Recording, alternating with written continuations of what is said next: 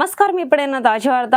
ఆంధ్ర రాష్ట్ర ముఖ్యమంత్రి చంద్రబాబు నాయుడు టీడీపీ ఎమ్మెల్యేలపైన తీవ్ర స్థాయిలో ఆగ్రహం వ్యక్తం చేయడం జరిగింది. సో దీనికి సంబంధించినటువంటి వీడియో కంప్లీట్ గా తెలుసుకోవాలి అనుకున్నట్లయితే స్కిప్ చేయకుండా చివరకు చూసి నచ్చితే లైక్ చేసి మన ఛానల్ ని సబ్స్క్రైబ్ చేసుకొని సపోర్ట్ చేస్తూ ఉండండి.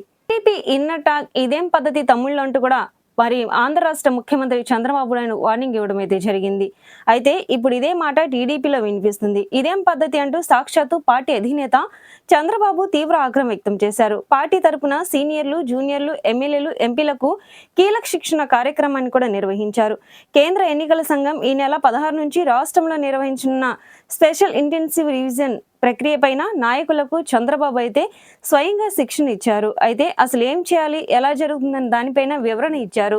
ఈ కార్యక్రమానికి అందరూ తప్పకుండా హాజరు కావాలని గత వారమే పార్టీ అధినేత స్వయంగా పిలుపునిచ్చారు.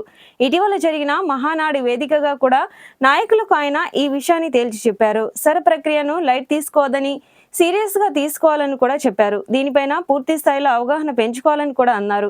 స్వయంగా తానే అనుభవాలను, భవిష్యత్తులో వ్యవహరించాల్సిన తీరును కూడా వివరిస్తానన్నారు. ఓ ఓటు కూడా పార్టీకి అత్యంత కీలకమని వ్యాఖ్యానించిన చంద్రబాబు మంగళగిరి పార్టీ కార్యాలయంలో ఎమ్మెల్యేలు, ఎంపీలకు సర్పై ప్రత్యేక కార్యక్రమం అయితే నిర్వహించారు. కానీ సగం మంది ఎమ్మెల్యేలు డుమ్మా కొట్టారు. 135 మంది ఎమ్మెల్యేలు ఉండగా నారా లోకేష్ విదేశీ పర్యటనలో ఉన్నారు. మిగిలిన 134 మందిలో సగం మంది మాత్రమే హాజరయ్యారు. ఇక ఎంపీల విషయానికి వస్తే గనక పట్టుమని 6 మాత్రమే వచ్చారు. ఈ పరిణామంతో చంద్రబాబు ఆగ్రహానికి గురయ్యారు.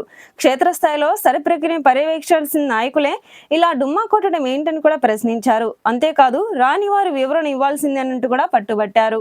బాధ్యత లేకపోతే ఎలా అని నిలదీశారు.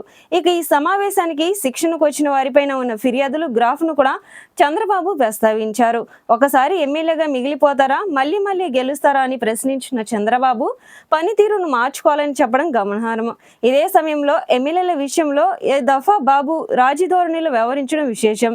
ఏదేమైనా కూడా తమ్ముళ్ళ వ్యవహారం పైన చంద్రబాబు ఇంకా అసంతృప్తిలోనే ఉన్నారు.